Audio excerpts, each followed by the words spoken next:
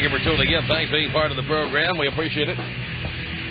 Here we are together again on the radio. Of course, it's wide open telephones on the Tom Leykis Show on this amazing Friday in Southern California, where the temperature last I looked was 84 degrees. 84 degrees Fahrenheit. We have listeners in Canada who use the moronic metric system, so you figure out what 84 degrees is, okay? I'm too lazy. The heat will cause rashes, cause itch, and that's where Gold Bond comes in. Mm-hmm. That's exactly right. But it's just an amazing day. I am here in flip-flops, pair of shorts, khaki shorts. And I really would rather be doing the show outdoors today. The fact that I am in this dark, cold closet where I do the show, when it's 84 degrees, sunny and perfect outside, I don't know. I don't get it. Unless you're listening to the show in a rerun, in which case it's dark and cold outside. I'm really glad to be inside. Some stations run the show on tape. They rerun elements of the show. They run it on the weekend, so what do I know? When I'm doing this show live, it's 84 degrees. That's it. Anyway, it's wide open telephones on the Tom Leykis Show, and you can call in and talk about anything you want. Not any one topic, but a number of you who surf the web found a newspaper article on the website of the Long Island newspaper Newsday, which is owned by the same company that owns the Los Angeles Times. And the website is Newsday.com.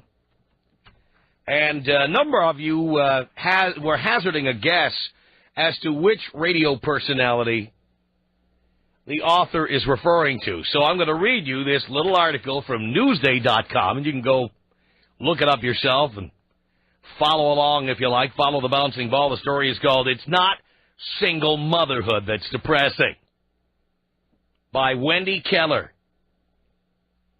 Wonder if Wendy's out there listening. And here's the story. The Los Angeles radio personality laughed. He mentioned a recent study by the Society for Research in Child Development and said something like, I love when they don't bother to get the exact quote, so they say. He said something like, "Of course single mothers screw up their lives and their children's. That's what makes them depressed." Then the station cut to a commercial. It seems the study in the Society's journal, Child Development, has not been read by most people who are using it to bludgeon the state of American single mothers. The study, based on a sampling of 1,000 mothers in the United States from different socioeconomic levels and ethnic backgrounds, states that depression occurs more often in single teenage mothers than in older married mothers. Most likely, the same people using the study to criticize single mothers have also failed to spend even a single day with one, or they would know the truth. Single motherhood is not depressing. Poverty, exhaustion, and lack of optimism, which are correlated, are. Yeah. What do you think happens when you become a single mother, especially as a teenager? Poverty, exhaustion, and lack of optimism. It doesn't really matter if single motherhood on its own is inspiring and wonderful and peachy. It doesn't really matter. Because if you are a teenager and you pop out a child and decide to keep it and attempt to take care of it, God forbid, you've given up, in most cases, your future education. You are going to be killing yourself trying to do this because in many, if not most cases, the male who contributed the DNA material has fled. And lack of optimism? What is there to be optimistic about? You just, pissed away your life. You pissed it away.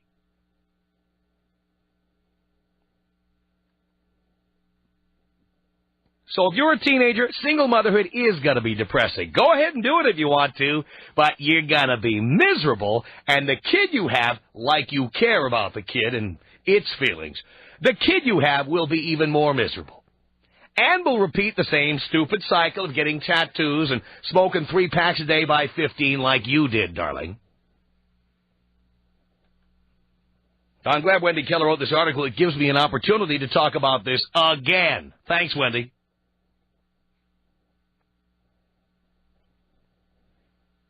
She goes on to say there are roughly 20 million children in America today being raised in single-parent homes. Some of them are being raised by grandparents or fathers, but most of them are being raised by their mothers. Many of these are children of divorced parents.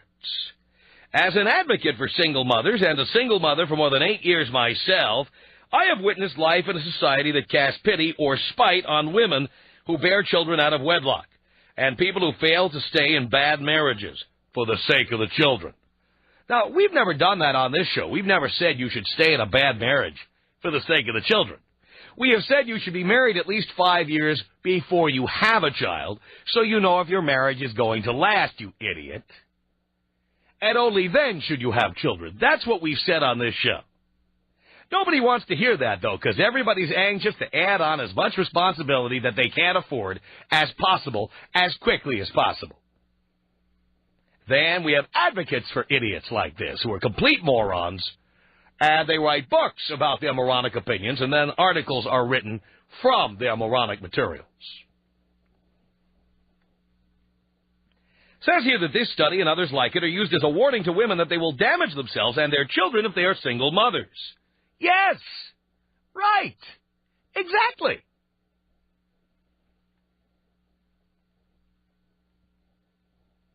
Wendy Keller goes on to say, in truth, the study actually dealt primarily with women who bore their first child prior to age 19 in or out of a marriage. The study makes it clear that no matter what, women who bear children when they are still kids themselves have limited career and educational opportunities and generally lead pretty rough lives. Those rough lives turn into disadvantages for their offspring and little joy for the beleaguered mothers. Bing, bang, boom. Yes, yes, yes. But then her excuse for doing something stupid is to show something else stupid. Like 2 wrongs make a right, okay? Here's her defense for this. She says, but how many 2-parent families today have the Ozzie and Harriet life of the 1950s? Not many reading this article, I'd wager, and not truly many they know either. The fiction of a perfect childhood has caused those uninformed, frightened few to cast an evil eye on women who are raising children alone. And she says it's a foolish position to take. That's a real great defense of single motherhood. Because there are some people who are married who don't have a perfect life, therefore, it's okay, no matter how imperfect your life is, to go ahead and crank out kids, whether you've got an education, whether you can afford it, whether you have people to help you babysit or whatever, or you're illiterate, it doesn't matter. Because there are some people who are married who don't have a perfect life. Therefore, let's have even more imperfect people living imperfect lives having babies who will grow up to be imperfect adults and will repeat the cycle again.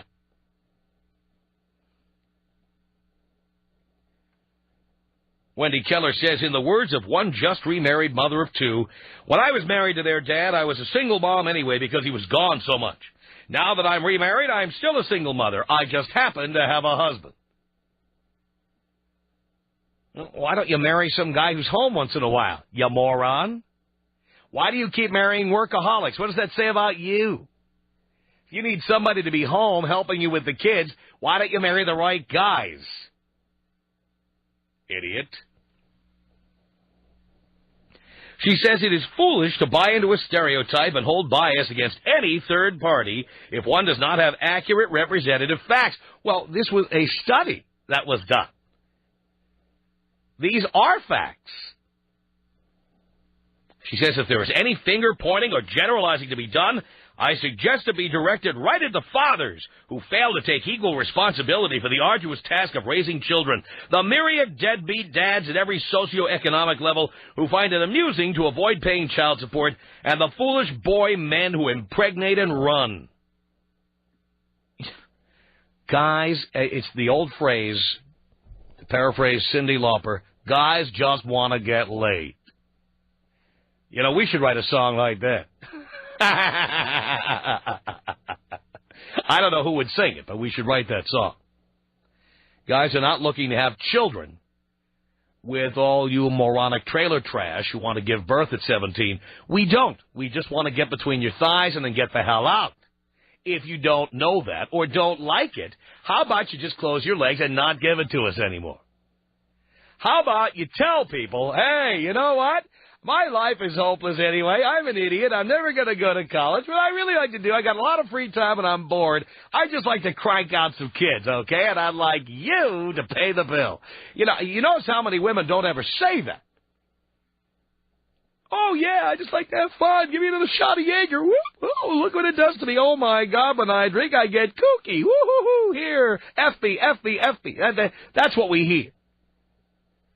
We never have a woman saying, you know what? I never do my homework here in junior high anyway. I've got a lot of free time on my hands. I'd like you to impregnate me, so stick it in, and I'm not using any birth control, and then ultimately you'll be paying.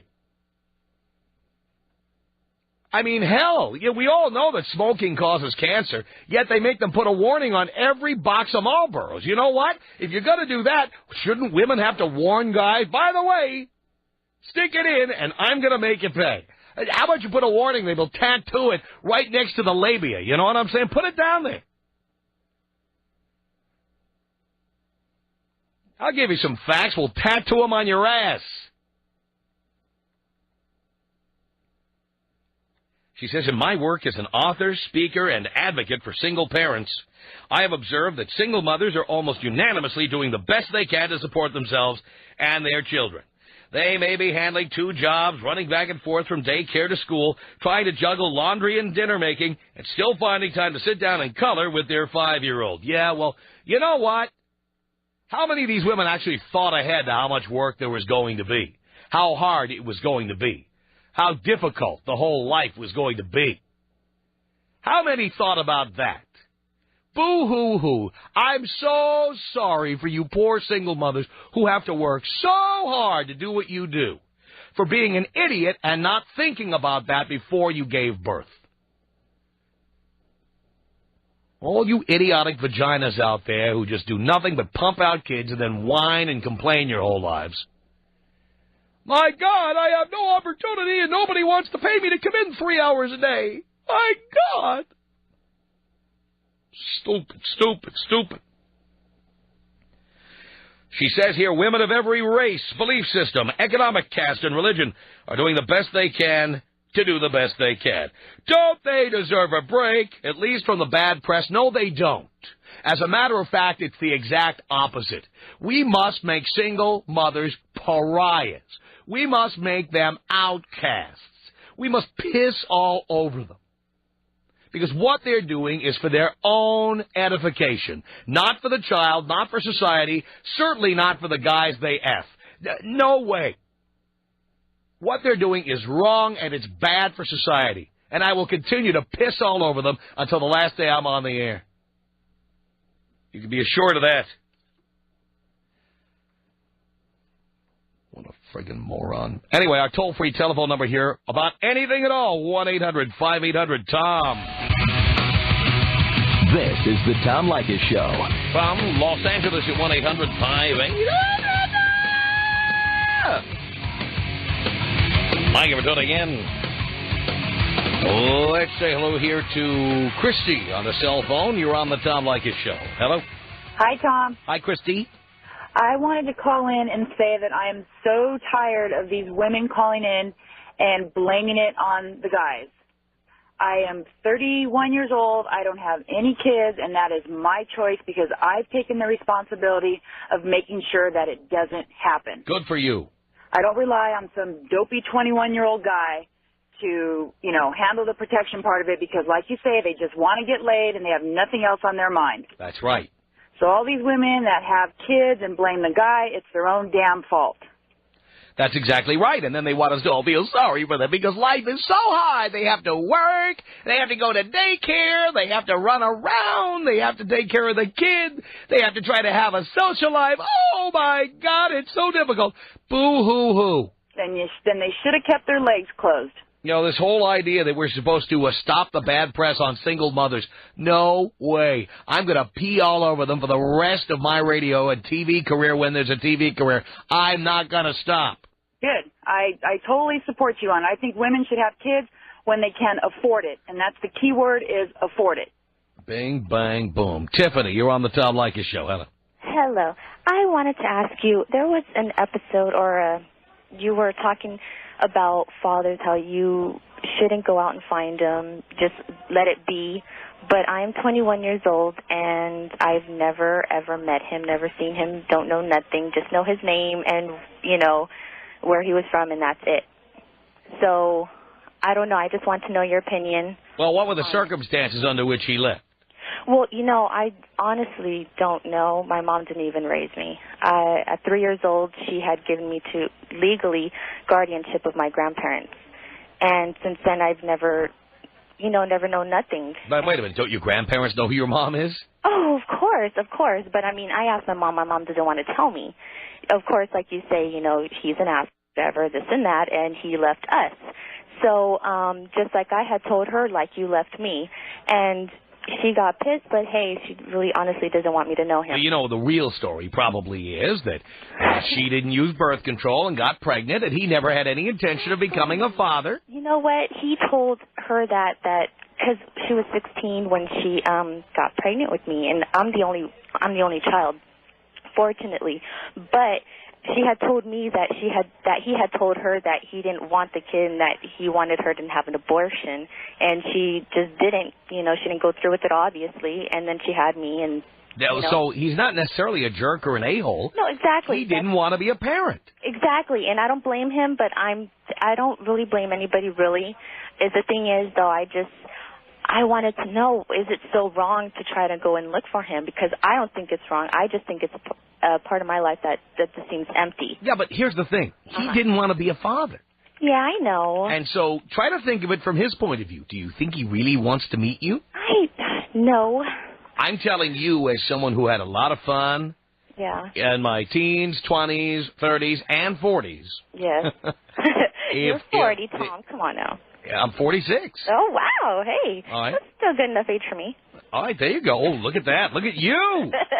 You're out of control.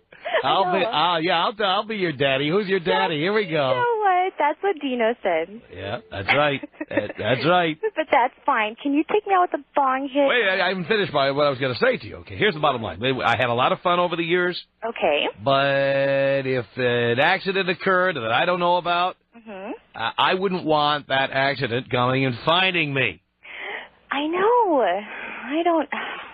It's just hard, though, it's like I wonder about it. It's not like it's on my mind every single day of my life. But, you know, I'll sit there and I'll think about, like, what does he look like? Because everybody in my freaking family tells me, you look like him, you have his attitude. I mean, he's Italian and German. My parents, well, actually, my mom, she's from El Salvador. And everybody, they're dark. I speak Spanish, but I'm like the light-skinned, blue eyes and dark-haired person. I'm totally different. And everybody's just like, you look like him, you have his features. And I just wonder what he looks like. He looks like you. Isn't that enough? Come on. He looks like you. Look in the mirror. Imagine that with stubble. That's what he looks like. Just a little bit taller. You understand also that, you know, sometimes people have a great experience, but I would be willing to bet that more often than not. Yeah, well, you know, at least awkward and uncomfortable, and some people get the door slammed in their face. How would you feel if that happened? But you know what? You learn from your mistakes, and at least I know what I know. Did your mom learn from her mistakes? Obviously, yeah, she did. I don't know. I mean, I'm the only one that she's had. Your mom is still only 37 years old. She can still be cranking more out. You never know. You know what? Her and her fiancé said they want to have one, but the lifestyle that they both live, I don't think so. Which lifestyle is that? Well, you know, partying all the time, getting up and go. That's exactly who does that. I know. That's who has kids. I know, but look, there's this one. People like me who are busy making themselves into multimillionaires, we're the ones who don't. Hey, well, you know, I do. I personally don't want a family right now. I am 21, and I'm working on my career. I've been on my own. There's one time where I needed my mom's help, and I moved in with her. 1 week later, she kicked me out and said that she couldn't handle the responsibility. What responsibility? I was 20 years old. I needed a little help at the time, and she just totally blew me off. Now I'm thinking like, okay, and you want another kid? You know, I mean, look what happened with me. And then at that time that I needed help, she just totally blew me off. So I'm like, okay, I don't get it. I think we can help you. You come down here, and I will administer some of the discipline you never got. Hey, that's great. Hey, we can set that up. Oh, that'll be perfect. Are you hot? Heck yeah, I'm hot. Really? What do you look like? Oh, I got blue eyes. I'm light-skinned. Got a great ass. Really? Yes, I do. Very spankable? A lot of people tell me that. Is it very spankable? Oh, of course it is.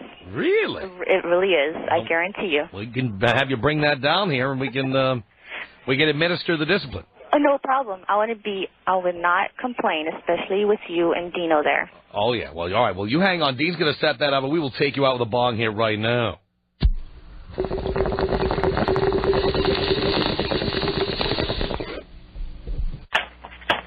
Oh, Tom! Hey! Baby! You like that? Okay, let's go. The Tom Leykis Show at 1-800-5800-TOM. Gustavo, you're on the Tom Leykis Show. Hello. How you doing, Tom? Okay, Gustavo. Hey, first, congratulations about your girlfriend. Thank you. I know what I'm talking about because I'm from Argentina and my wife is from Argentina, too. Ah. Yeah, where is she from exactly? Buenos Aires. Have you been there? No. Are you planning to? When they stop having 7 murders a day, which they have. Oh, no. Oh, yeah, it was in the Wall Street Journal. 7 murders a day in that city. 7 a day. Well, where do you think you're living? There's not 7 murders a day in L.A. Oh, no. No. No. Come on, Tom. Come on. There are not. That would mean there were, 2,700 murders in Los Angeles in a year? I don't think so. Wow. I don't think so. We haven't had that many. Come on. Yeah. Well, but I tell you what. Yeah, the economy has to improve. When the economy improves, they'll stop carjacking people and kidnapping people and murdering people. Then I'll go. Yeah, I totally agree. I'm going to go in March.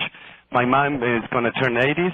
But it's really, really, really a safe and a beautiful time. You're going to be knocked out. Have you ever been into South America? I never have. And I was almost there many times and never got there, mostly because I was dating people from various countries and almost got there but never did. Okay, go to Buenos Aires and you're going to be amazed. Well, I've seen some TV shows about it. I've seen some movies made there. It looks beautiful. It's gorgeous. But the other reason I'm calling is I was listening to you're complaining about the girls that get knocked down, yeah. Single moms. But also, guys, they have to have some responsibility too. Come on. What do you mean have some responsibility? Yeah, when they go and knock somebody else, be sure that she is protected. Well, I agree that I tell guys all the time to use a condom every time, just so they don't have to pay any child support. Yeah, that's right. But I agree. But you have to go to Buenos Aires. All right. Well, I will. Okay. Okay. Okay, buddy. Thank you. Congratulations. Thank you very much. Appreciate the call. 1-800-5800-TOM is our telephone number. It's wide open telephones on this Friday. Eric on the Tom Leykis Show. Hey, Tom. Hey, Eric. Tom, I just had to call and tell you thank you. I'm here to help. What did I do? Hey, young lady about 2 months ago called to tell you that she didn't want to pay for a pizza while I'm out there delivering at night. Yeah? She wanted to give a Hummer instead of pay for this pizza. Uh-huh. All right, now, that goes fine. I get out there on the car on my way home, and I hear you talking about this young lady up in Seattle. Yes. All right? She did the same thing. Mm-hmm. All right, now, a little bit later, I get a call back there at the pizza parlor there, and the same phone number address that I delivered the pizza didn't get the cash for. This lady's looking for a second. And I said, well, hey, that's my number. I'm taking that one. Uh-huh. All right, so forget the pizza. I'm going to go out there with some breadsticks and take care of this young lady a second time. Actually, first you came with the sausage, then you came with the breadsticks. That's right. So, hey, she didn't want to pay, and I get back in there the second time, and I'm enjoying myself. I look across the room at one of these, what you call those things where you display your Chinaware, and there's a mirror on the back. I look into this thing while she's giving me this Hummer, and there's a young lady in the other room watching. Yeah. And I'm thinking, boy, Tom's got to know about this one. Yeah. What do I do, right? In the background, who do I hear? Tom Leykis. Right? And you know that little promo you got there with, spank me? Yes. All right, so I'm thinking, all right, this girl wants to show me off, and I just get that second girl to come in there and, hey, you like to, do this kind of stuff, let's do it all the way. You get her in here, and we're giving you a spanking for this. And not only did I give her about 5 good swats, I had the girl that was in the other room give her 5. And then the next thing, hey, you can't believe, I got them both going on me. Oh. And yeah. I'm just dying. Hey, I'm 48 years old, and I've never had 2 before. Boy, where did you get that from? Listening to the Tom Leykis Show. Name another radio program. It's the only one. No other radio show gives you that. Tom Leykis. The Tom Leykis Show at 1-800-5800-TOM. Jose, you're on the Tom Leykis Show. Hello. How you doing, Tom? All right, Jose. Yeah, I was calling. I wanted to see if you read that article, the brilliant article in the LA Times this morning about the Kings owners. Bill Plaschke, a sports columnist for the Los Angeles Times, wrote a cover story in the sports section today about the Los Angeles Kings and why they've been doing so badly. And I think it was a well-written piece, I have to say that. Yeah, I just wanted to see if you agree with them, the way they blasted Ann Schultz for just not stepping up and taking care of the team. And I want to be really honest. I mean, the Kings treat me very nicely. I've got great seats, and they've been very helpful to me. And so, I have nothing personal against them. But I'd have no credibility if I sat here and told you that they look like they know what they're doing, or that they are doing what they have to win. I really don't believe that they care about winning a championship. I believe they are very good at marketing, very good at sales, very good at the real estate business, but they just don't choose to win championships. They complain about how much money other teams spend, and the bottom line is that if that's your attitude, that the teams that are winning are spending more than you and you don't want to spend as much as they do, just tell the fans. We're not in the business of winning championships. Yeah, we're spending money. We're going down there to see them win, and it's just not happening, and we're all getting tired of it. Now, I go to the games, but I will tell you, the game the Kings played against the San Jose Sharks earlier this week, it's the first game in years I actually walked out after the second period. It was that bad. Yeah, it was horrible. It was that bad, and I'm a big hockey fan, but I also know Southern California well enough to know that the support here is very fragile and very soft.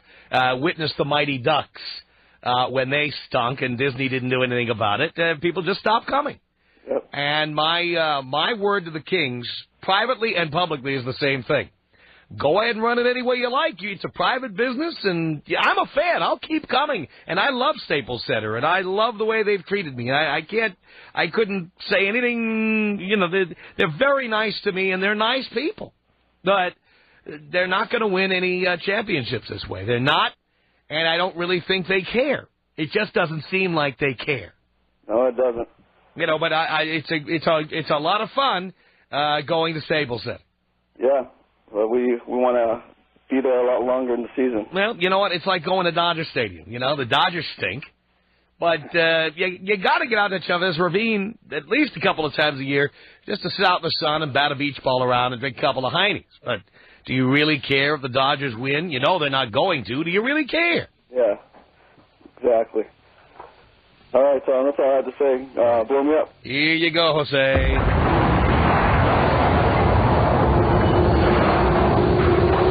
Every Friday, wide open telephone to the Tom Leykis Show at 1-800-5800-TOM. Our email address is my name. It's Tom@blowmeuptom.com. Got that? Tom@blowmeuptom.com.